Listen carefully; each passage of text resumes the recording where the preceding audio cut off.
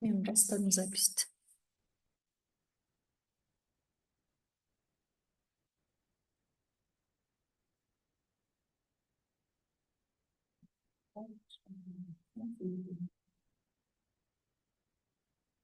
Recording in progress.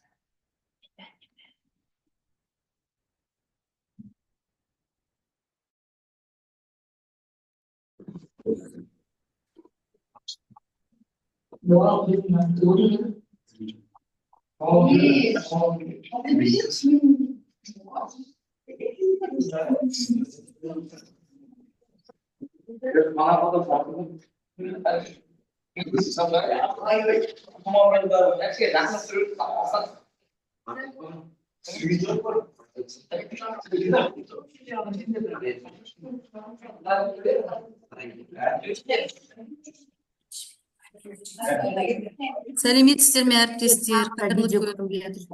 Сіздерден өтініш, қалаларыңызды, аудандарыңызды және қай мектептен кіріп отырсыздар жазып қойсаңыз.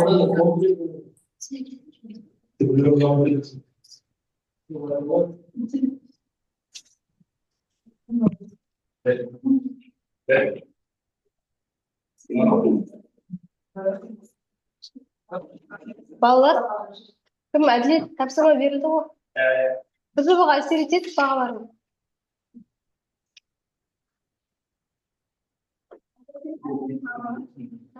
Әмел ба, үйге. Жа, эссенің біреуін талдайсыңдар. Қалайсыздар, қолдарыңыз қалам. Моля, из Дубая.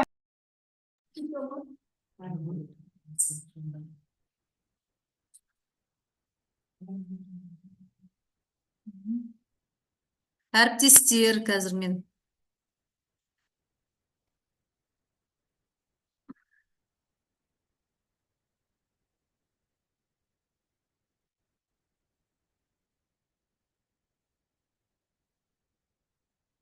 Құрметті әріптестер, мына жерде мен қазір сообщение деген жерге сілтеме енгізем. Бұл Google форма.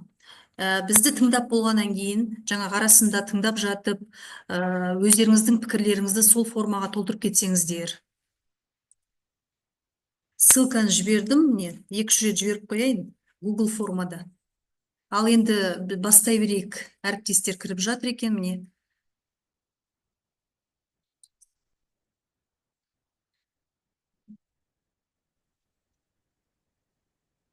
Трансляция жазылып жатыр.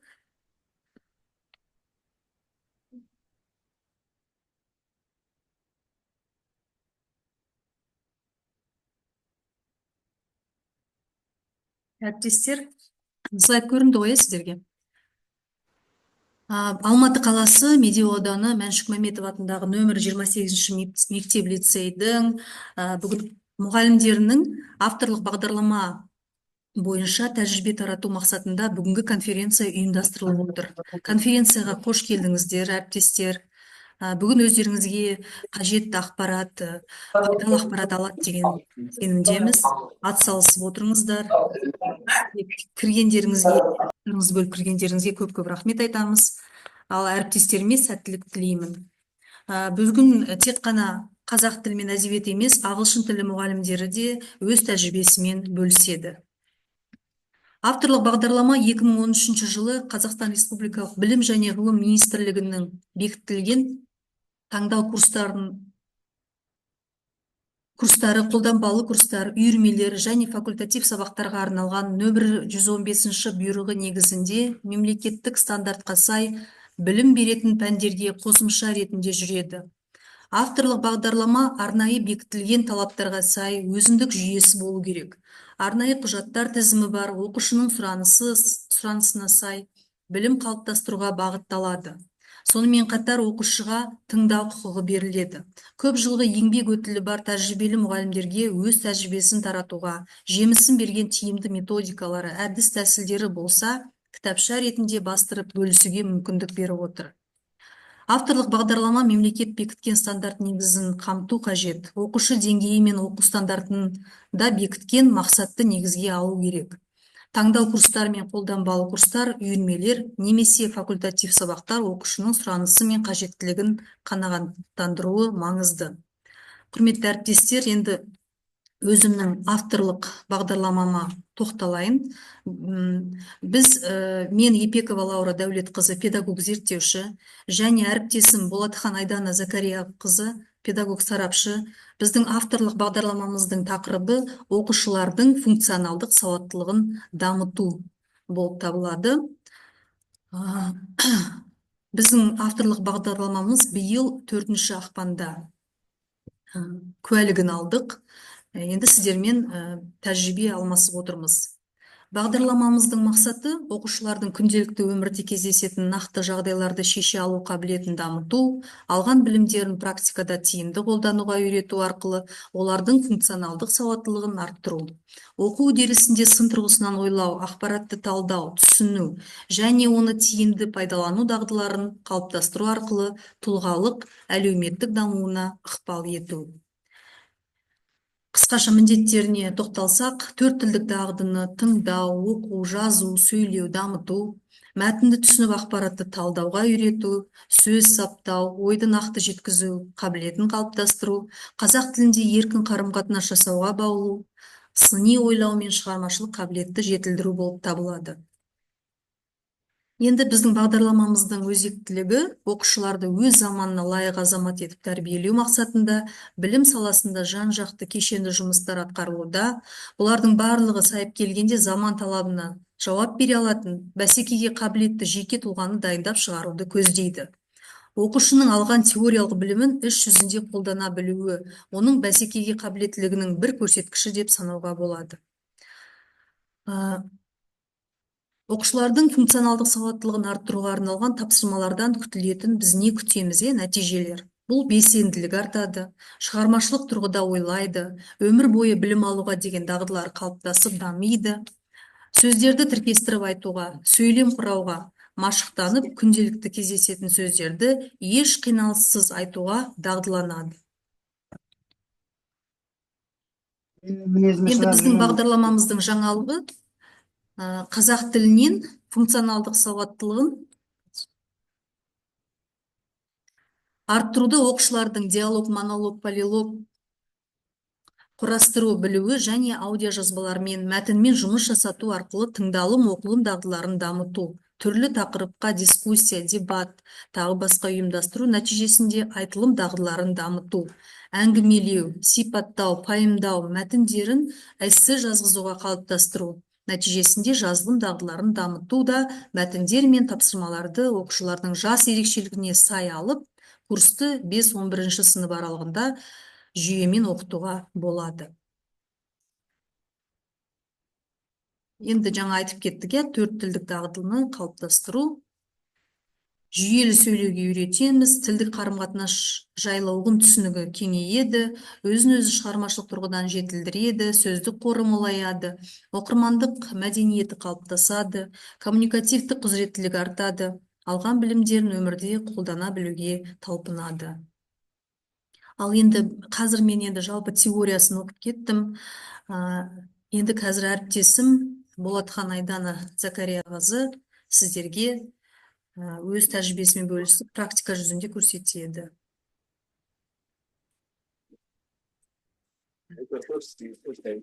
Болатхан Айдана Закарияқызы. Қайырлы күн, әріптестер. Біз жалпы авторлық бағдарламамызды құрастырмас бұрын бірнеше зерттеу жұмыстары, оқушылардың сабақ ұйымдастыру барысында, сабақ жоспарын құру барысында әртүрлі талдауларды біз зерттеу арқылы өзіміздің практикалық тәжірибемізге енгіземіз. Және сол тәжірибе бойынша біз өзіміз авторлық бағдарламамызды ұсынып отырмыз. Және де бүгінгі таңда мен сіздерге алдарыңызға 10 сыныпта өтілген Әбдіжәміл Нұрпейісов халық жазушы және Қан мен тер трилогиясы жайлы өтілген сабағынан үзінді көрсеткім келеді. Жалпы оқу бағдарламасына сәйкес оқу мақсаттары құрылады балаларға, ойлау дағдыларының деңгейі, бағалау критериялары ұсынылады.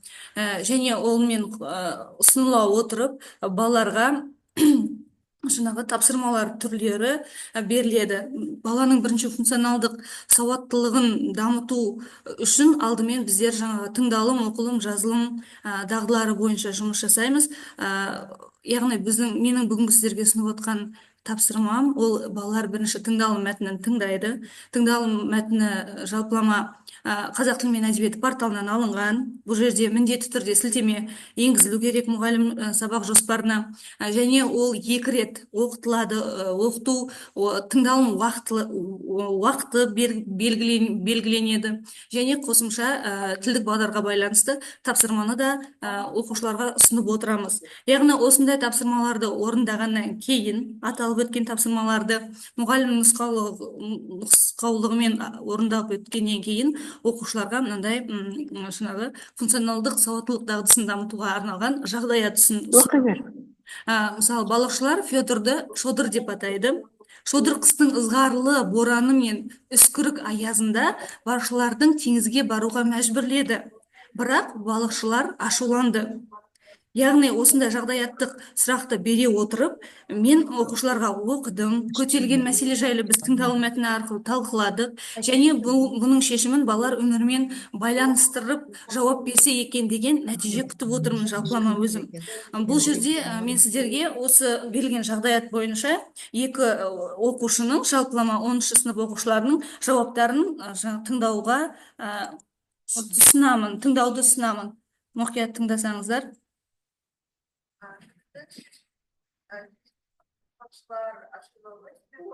Ол жұмыс жерінен и ақылды сыпады.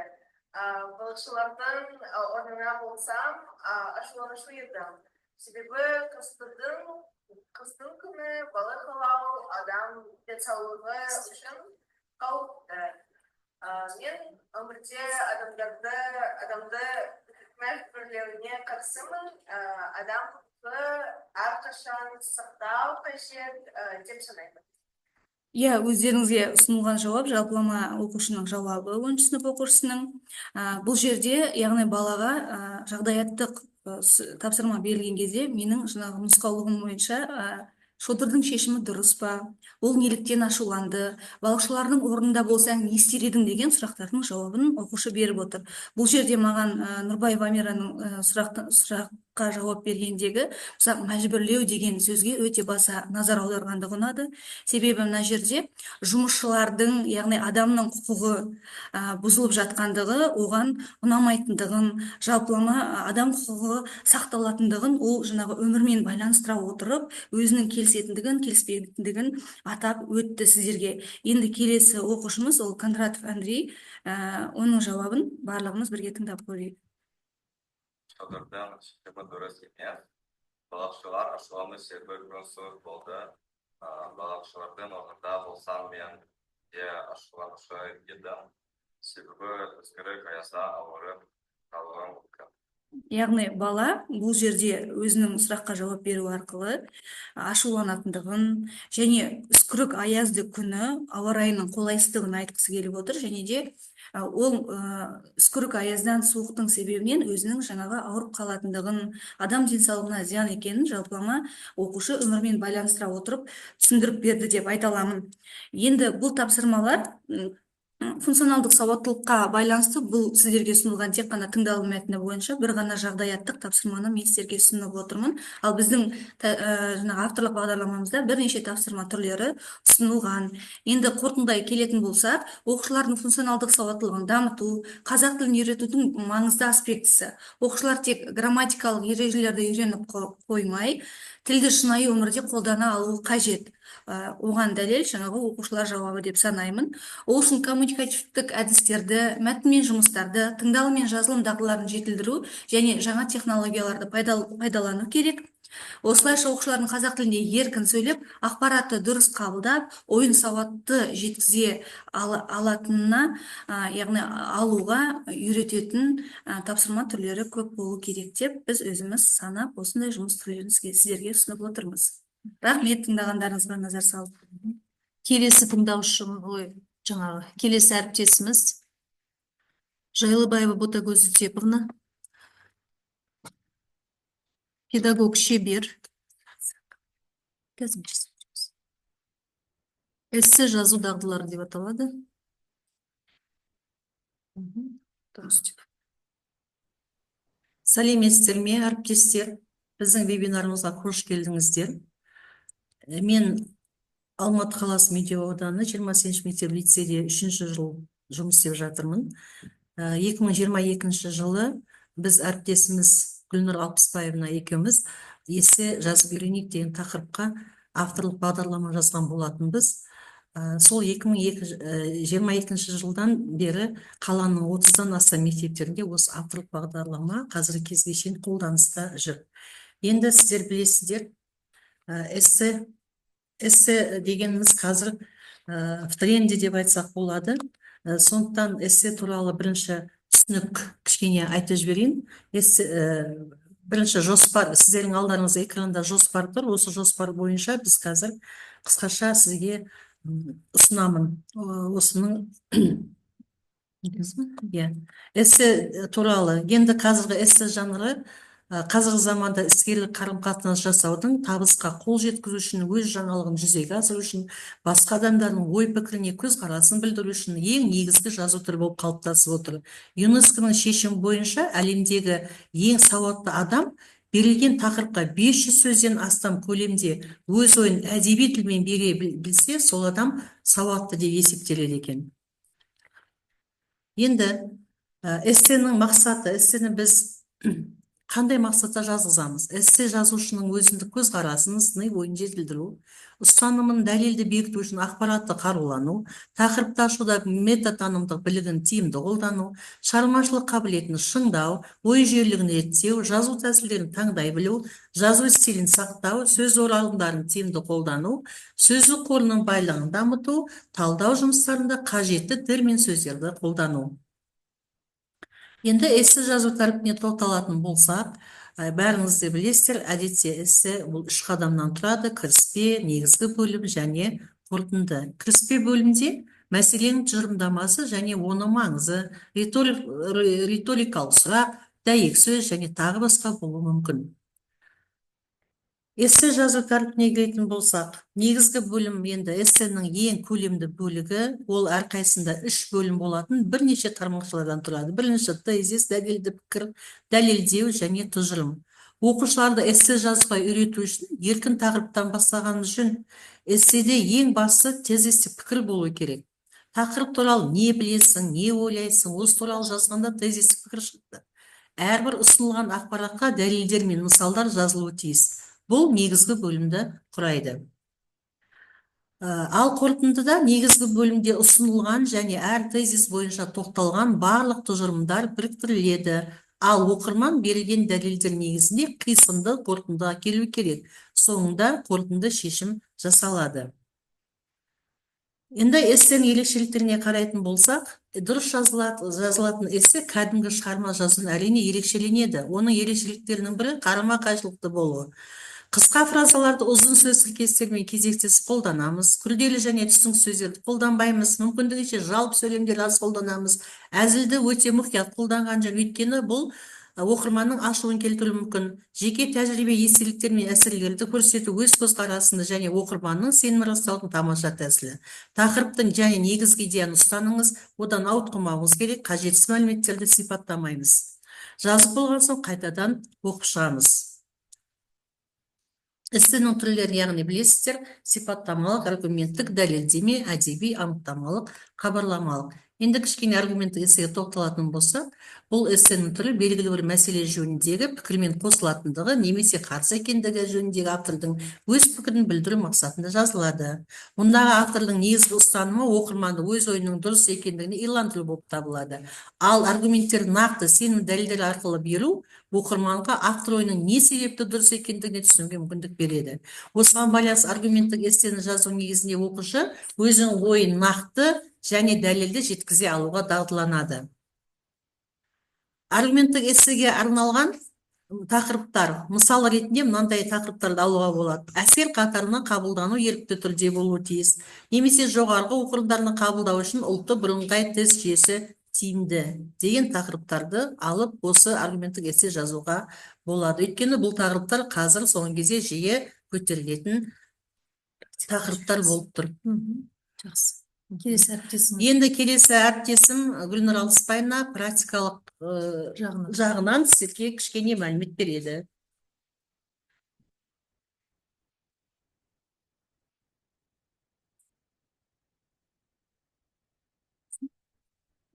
Қайырлы күн, құрметті әріптестер.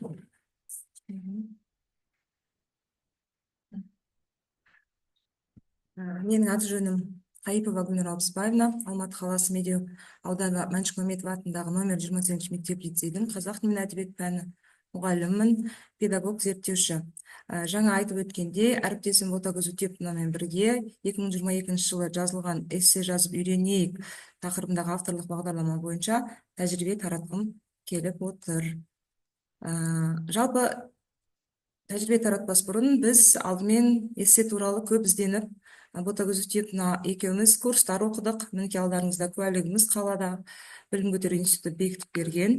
Және осы біздің эссе жазып үйренейік тақырыбындағы бағдарламамыз қала бойынша таратылып жатыр, жинаққа енген. Жаңа Ботагөз Утеповна жалпы біз эссе жазу туралы теориясын айтып өтті, дегенмен әрбір авторлық бағдарламаның өзінің белгілі бір мақсаты, міндеттері және күтілетін нәтижелері болады. Алдарыңызда мінекей көрсетіп отырмын.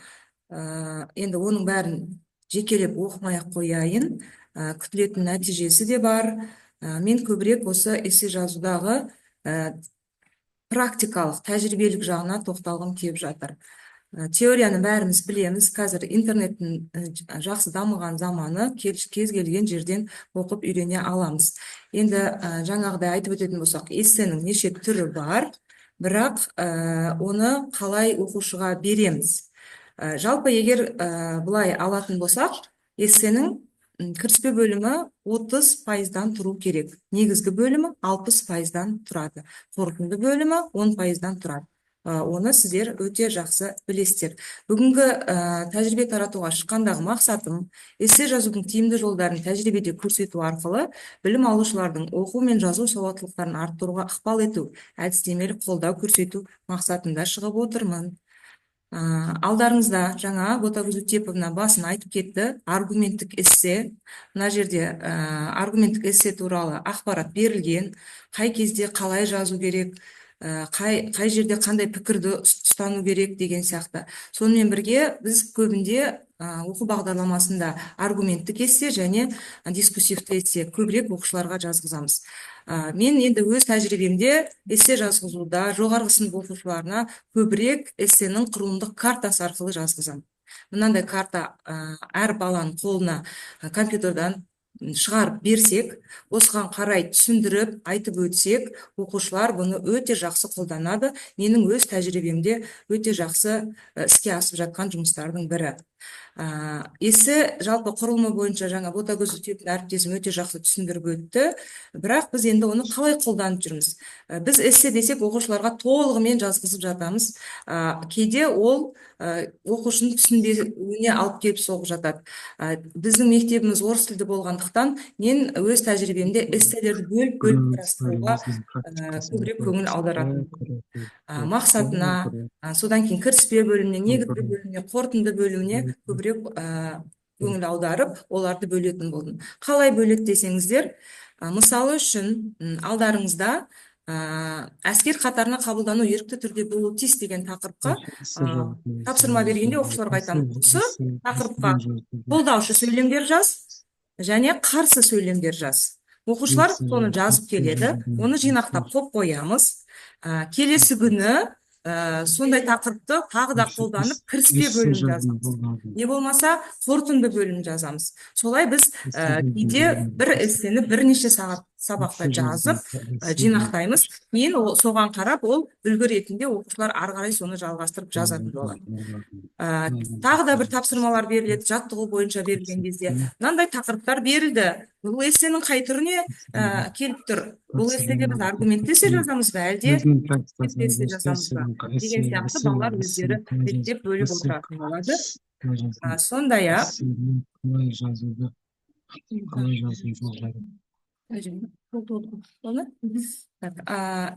сонымен бірге эссе жазуда ПОПС формуласы біздің оқулықтарымызда өте көп берілген. Бұл да бірден бір үлкен құрал. эссе жазуға көмек. Бұл менің тәжірибемде өте жақсы қолданылатын әдістің бірі. Енді мына алдарыңызда мінекей аргументтік эссе құрылымын осылай оқушыларға беремін. Сұрақтарды былай беріп қоямын. Бастапқы сөйлемдерінде кейде жазып беремін. Ары қарай осыны дамытыңдар деп. Бұл тәжірибеде өте жақсы қолданылып жүр. Оқушылар жақсы нәтиже көрсетіп жүр. Сондай-ақ мына алдарыңызда дискуссивті эссе. Денсаулық, зор байлық, фастфуд дейміз ғой, сол тағамды оқушылар қаншалықты қолданған дұрыс, қаншалықты қолданған дұрыс емес деген тақырыпта дискуссивті эссе жазып келеді. Алғашында сөйлемдерді беріп қоямын, соған қарай оқушылар өздері жазып келеді. Тәжірибем осындай. Эссе жазуда қаламдарыңыз ұштала берсін. Назарларыңызға үлкен рахмет. Рахмет сізге, Гүлнұр Алпысбаевна.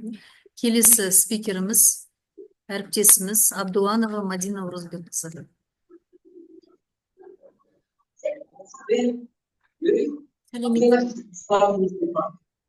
Поменяла я. Потом. Әріптестер, микрофондарыңызды өшіріп қойсаңыздар, өтініш.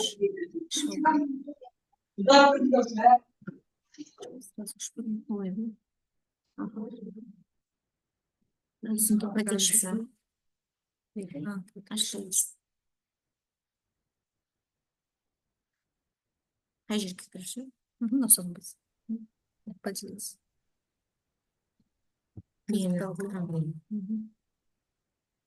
Сәлеметсіздер әріптестер. Биылғы менің авторлық жұмысымның тақырыбы қазақ тілі сабағында тілдік 4 дағдыны жетілдірудің тиімді әдіс тәсілдері, яғни айтылым, тыңдалым, оқылым, жазылым тақырыбында. Оқыту қазақ тілді емес мектептер үшін арнайы жасалған. Өзім биыл алғандықтан жаз мезгілінде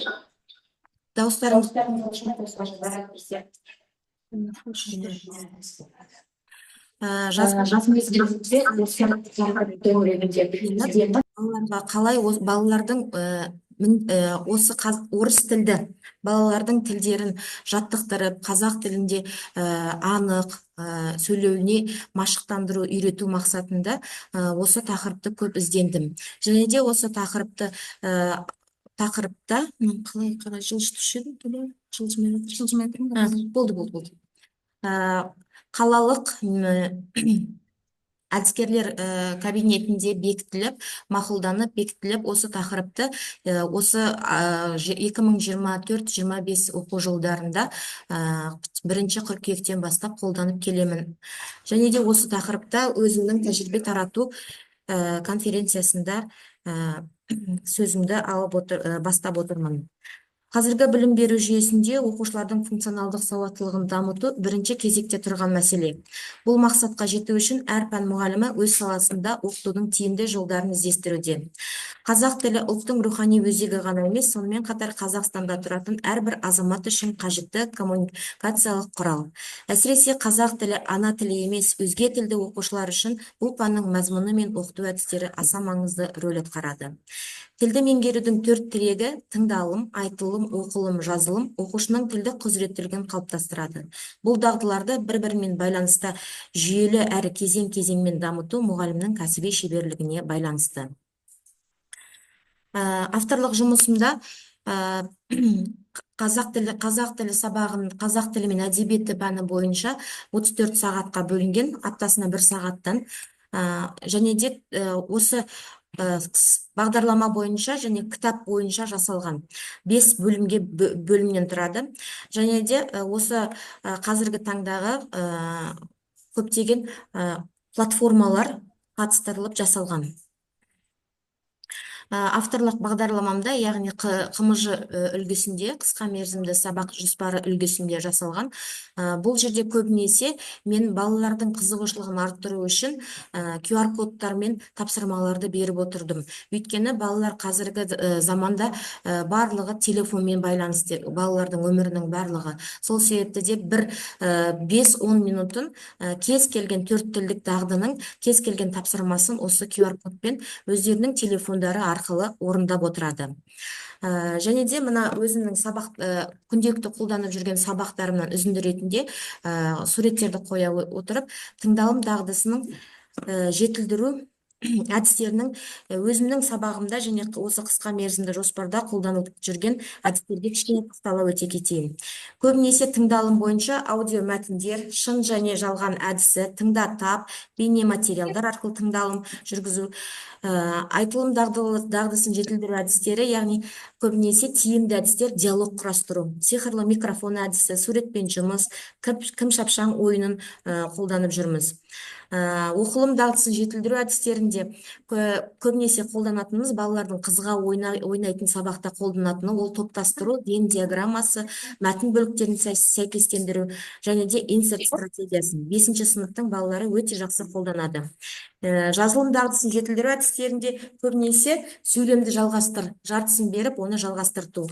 Және де шағын мәтін құрастыру. Қазіргі таңда эссе жазып күнделік жүргізеді балалар. Орта келе тілді үйрену үздіксіз күрделі бірақ қызықты процесс. Кез келген мұғалім білім беруші ғана емес, сонымен қатар оқушылардың тілге деген сенімі мен қызығушылығын қалыптастырушы тұлға. Сондықтан әр сабақта сапалы жоспарлап, түрлі әдістерді қолдану табысты тіл үйрету кепілі. Назарларыңызға рахмет. Рахмет, Айсұлтан Өзбекқызы. Келесі бізде ағылшын мұғалімдері Манзура Мұхтарова және Құралай Құдайбергеновна. Ал сіздерге сөз кезегінде. Запрос на...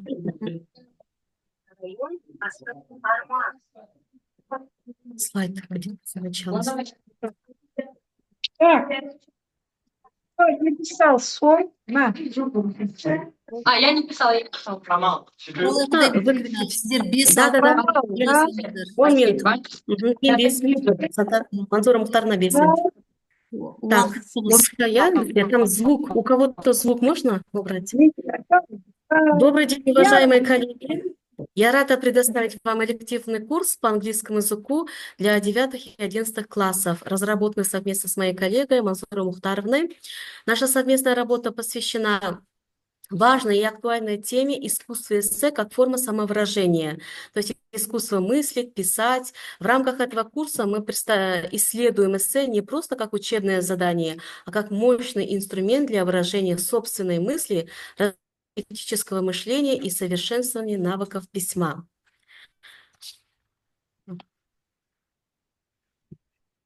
Так, следующий слайд. Угу. Так, на этом курсе мы сосредоточимся на нескольких ключевых целях. Прежде всего, это развитие критического мышления. Мы научимся не просто воспринимать информацию, но и анализировать ее, задавать вопросы, выстраивать логические выводы. Второе направление – это совершенство речи. То есть мы отрабатываем навыки как и устной, и письменной коммуникации по английскому языку. И особое внимание мы уделяем академическому письму. Это поможет уверенно почувствовать себя при написании эссе и других видов текстов. И также третье также это курс также станет отличной подготовкой к международным экзаменам, то есть подготовка к экзаменам, как IELTS, TOEFL, и разберем такие требования, представляются к письменным заданиям и к их успешно выполнять. В результате вы не только улучшите знания английского языка, но и получите практические инструменты, которые пригодятся в учебе и профессиональной деятельности. Также эта программа подробный план, включающий 28 тематических разделов и рассчитана на 34 часа академических. Мы начнем с освоения базовых принципов написания эссе, то есть техника понимания и эффективных методов мозгового штурма. Вот на данный момент я продемонстрировала вам этот подробный план курса. В программе также предусмотрено занятие по написанию, то есть блогов, рассказов о личном опыте, письма, как формальные, неформальные, статьи информационные, эссе разных типов, например, за или против и так далее. Дальше. И также на этом этапе мы переходим к основным модулям курса. Сначала учащиеся знакомятся с типами и структурой эссе, также языковыми средствами, необходимыми для качественного письма, грамматикой и лексикой. Также мы научимся выстраивать аргументы. И я хочу предоставить слово моей коллеге Манзуре Мухтаровне. Да, здравствуйте, уважаемые коллеги. Предлагаю вашему вниманию тематический план курса, который выстроен на основе 5 логических этапов написания эссе. Это у нас состоит из 5 этапов. Дальше у нас идет методы обучения. Это лекции, дискуссии, упражнения и парные работы. Использование разнообразных методов обучения делает процесс намного эффективнее. Да? Ожидаемые результаты. Какие изменения мы ожидаем в результате курса? Ученики научатся структурировать свои мысли, грамотно выстраивать композицию текста, расширить лексико-грамматический арсенал, научатся использовать речевые клише, вводные конструкции и аргументативные связки, развивают критическое мышление, способность анализировать проблемы с разных сторон. В конечном итоге они станут уверенными авторами, способны четко и глубоко выражать свои мысли и в письменной форме.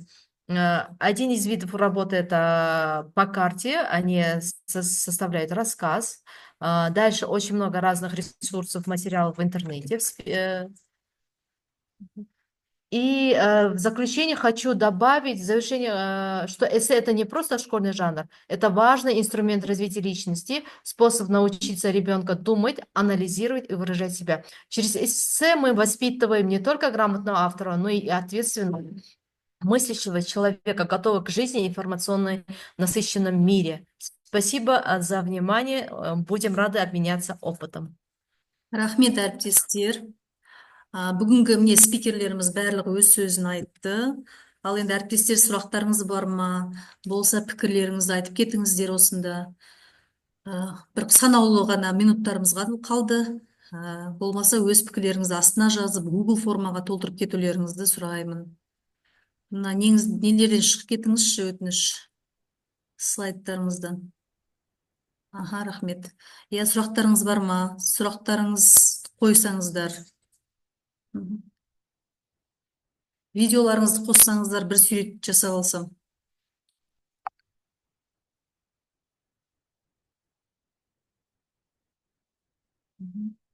Ал әріптестер, сұрақтарыңыз болмаса, барлықтарыңызға рахмет. Бүгін уақыттарыңызды бөліп кіріп отырсыздар.